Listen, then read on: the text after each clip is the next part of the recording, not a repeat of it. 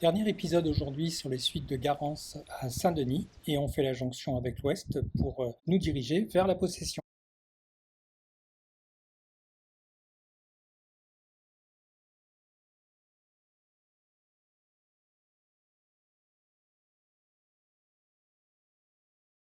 La colline, c'est ce petit hameau dionysien qui est niché dans la partie donc aval de la rivière Saint-Denis. Vous avez ici le pont Vincennes et dans le fond de la rivière, on arrive ici à ce petit hameau qui est niché sur la rive droite de la rivière Saint-Denis. Et sur les images Google Earth, eh bien, on a déjà la situation en mars 2025, c'est-à-dire post-Garance. On voit bien la zone, notamment avec des constructions ici dont les fondations ont été emportées littéralement par le cours d'eau et toute une partie en fait du hameau qui a été ennoyée, inondée, et notamment avec un dépôt d'éléments fins en plus des alluvions. Des éléments fins qui sont comme du sable fin qu'on appelle des siltes et qui contiennent une petite proportion d'argile. On appelle ça des matériaux silto-argileux. Alors ça, c'est emblématique à La Réunion de situations qui perdurent, c'est-à-dire des constructions qui sont à même la rivière. On a la même chose du côté possessionné, dans la ravine des Lataniers, que l'on voit ici, avec un hameau pareil, qui a subi les assauts du cours d'eau. La ravine des Lataniers, qui empruntait un des bras au nord, et bien ici a dévié de son cours. En fait, c'est pas dévié, en fait, elle a emprunté les deux bras, elle a réactivé un bras ici au sud, qui a commis les dégâts que l'on va voir. Pas besoin de faire une longue étude pour comprendre simplement que le hameau est aux prises en fait avec une circulation directe des eaux de la rivière Saint-Denis. En témoignent donc les nombreux alluvions qu'on constate sur les photos. Ces roches arrondies de tout diamètre témoignent donc d'un transport par la rivière, qu'on appelle des alluvions, ce qu'on appelle aussi des roches de fond de rivière, ici à La Réunion. Ici, on est dans la partie la plus au sud, là où les maisons ont été ravagées. Donc on voit qu'ici, les fondations ont littéralement été affouillées, une partie de l'édifice a été emportée. Alors ce qui est intéressant de constater aussi, avec l'affouillement du réseau routier, c'est que le soubassement de la route elle-même a été construite directement sur un lit d'alluvion.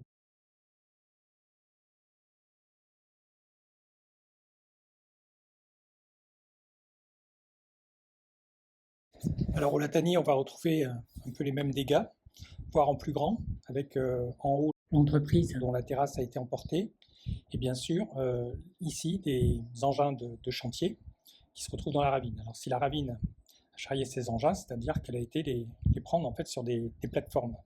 Et c'est ce qu'on constate, puisqu'on voit très bien que les plateformes ont été construites à même le lit, même si on a surélevé bien sûr. Et on est ici dans le lit majeur de la ravine.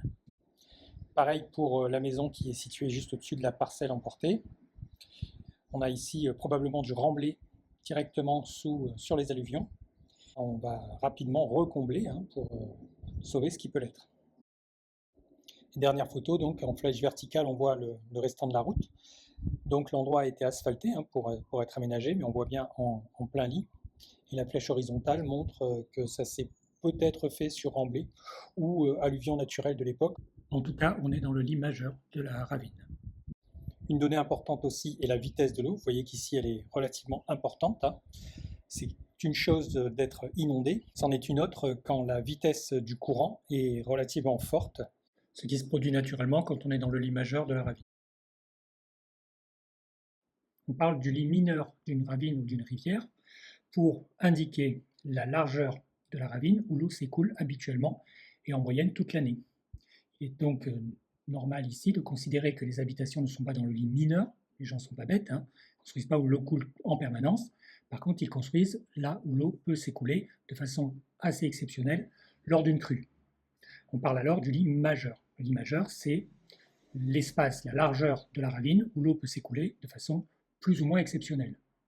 Maintenant, tout l'enjeu, c'est de considérer si le lit majeur tel qu'il est urbanisé ici ne deviendra pas un lit mineur, notamment avec la dérive climatique, mais ça, on y reviendra à la fin du reportage.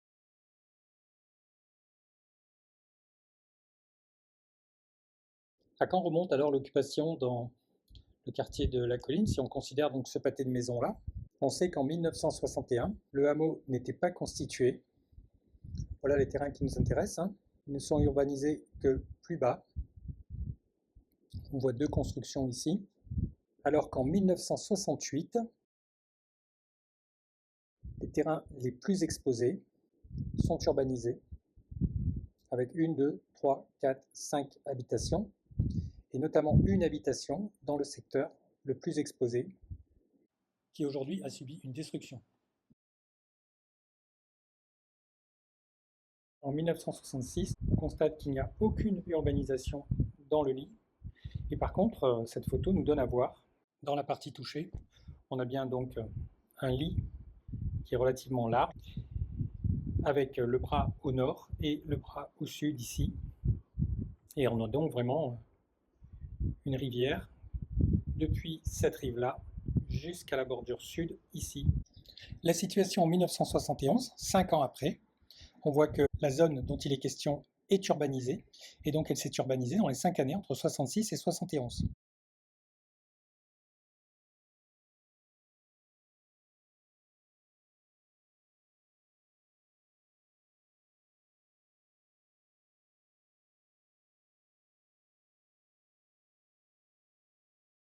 Essayons de bien circonscrire la partie du hameau qui est vraiment en ligne majeure.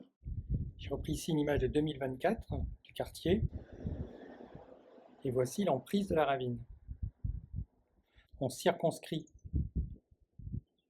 son lit, on s'aperçoit que la partie qui est réellement en fait construite dans le lit majeur concerne l'ensemble de ces maisons, celle-ci et ce pâté-là. Ne concerne pas celles-là qui sont déjà sur la rive en fait.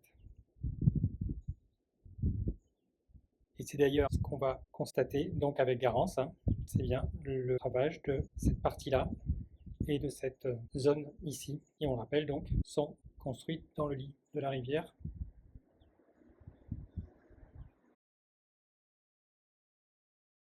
On peut se replacer un peu dans l'histoire et en fait constater que l'urbanisation de la zone vraiment à risque en fait est très progressive. Ici en 71, dans les premières installations, on est dans la partie relativement encore protégée.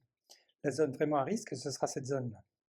Et en fait, on voit qu'en 77, la zone en question commence à s'urbaniser, mais à peine en fait. Ici en 84, on voit que la zone à risque n'est toujours pas urbanisée, sauf ces quelques maisons. En 88,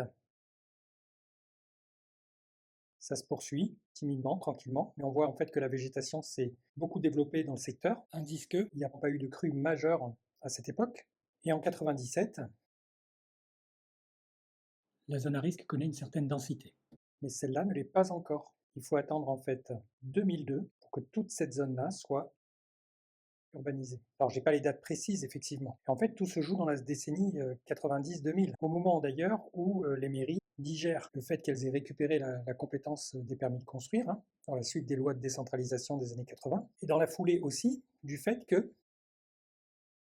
la ravine Latanier comme la rivière Saint-Denis sont de beaux systèmes bien développés, bien sûr, bien profonds, mais dont le bassin versant n'est pas connecté à un cirque, comme la rivière des Galets, par exemple, au cirque de Mafate. Si bien que, en dehors de phénomènes météorologiques calamiteux, eh bien, en fait, on va avoir un bassin versant qui est de taille moyenne, et il est tout à fait possible que ces endroits n'aient pas connu de crues trop importantes jusque dans la décennie 2010-2020. Alors qu'est-ce qui se passe dans la décennie 2010-2020? C'est l'intensification probable des phénomènes météorologiques dangereux. On observe les phénomènes cycloniques depuis les années 60. On peut considérer les cyclones qui ont dépassé les 1000 mm de pluviométrie, ce qui est absolument considérable. Eh bien, on s'aperçoit qu'on a une première intensification de ces phénomènes dans la décennie 80-90, une décélération et une nouvelle accélération à la fin des années 2000. Alors, est-ce qu'on est en train de connaître à nouveau une intensification? C'est bien sûr ce que prévoit Météo France. Sur les 10 systèmes qui croisent au nord de la Réunion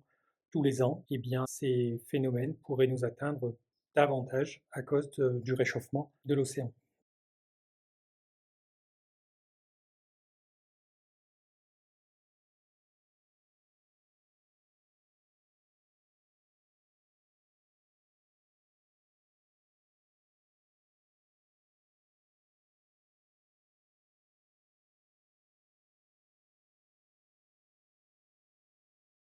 Un coup d'œil sur le plan de prévention des risques, la partie inondation donc de la ville de Saint-Denis, dont je rappelle que le dernier projet date de 2022, permet de constater que le hameau de la colline se situe sans grande surprise en zone d'inondation très risqué, hein, c'est du bleu foncé. Alors c'est pour la partie nord donc du hameau, et étonnamment la partie sud ici se retrouve en risque moyen. Alors qu'est-ce qui justifie ce classement? Ça, il faudrait bien sûr le demander à ceux qui ont fait la carte du risque. Peut-être estime-t-il ici que la ravine reste suffisamment canalisée au sud et qu'elle constitue un réel danger au moment où elle retourne à droite, elle retourne vers l'est en réattendant une ligne droite, ce qui fait qu'ici, s'il y a très peu de dénivelé, effectivement, l'eau présente peut-être une menace plus importante à cet endroit-là qu'à celui-ci, parce qu'ici, on est en fin de virage. Alors bien sûr, de toute façon, c'est l'ensemble du hameau qui reste soumis à un risque d'inondation, comme on l'a vu. Et je rappelle que toute cette partie, donc ici, hein, en bleu clair et bleu foncé, a été submergée donc, par les eaux issues du virage vers la gauche, vers l'ouest, et que la partie qui connaît les plus gros dégâts est bien soulignée par le petit cordon en bleu. On s'intéresse au plan de prévention des risques naturels de la commune de la Possession. Pour la partie inondation, ce n'est pas possible, puisqu'en fait, ce plan va reprendre à la fois le risque inondation, mais aussi mouvement de terrain. C'est bien qu'il est difficile d'apprécier la situation, en fait, uniquement par rapport à l'aléa d'inondation. Néanmoins, on va tout de suite remarquer, le secteur des Lataniers est en zone rouge ou orange. Alors je répète, hein, c'est à la fois dû au risque d'inondation et de mouvements de terrain, puisque le hameau se trouve au pied de falaises qui sont instables et connues comme telles. Et donc on repère bien la partie du hameau qui a été touchée, qui est bien repérée en rouge sur cette carte du plan de prévention des risques, avec les deux bras qui la parcourent, et le bras au sud était donc bien connu des services municipaux. Comme quoi la connaissance des territoires par les services repose sur des éléments que moi personnellement je n'ai pas eu, puisque je n'ai pas eu à constater de crues sur les images anciennes que j'avais.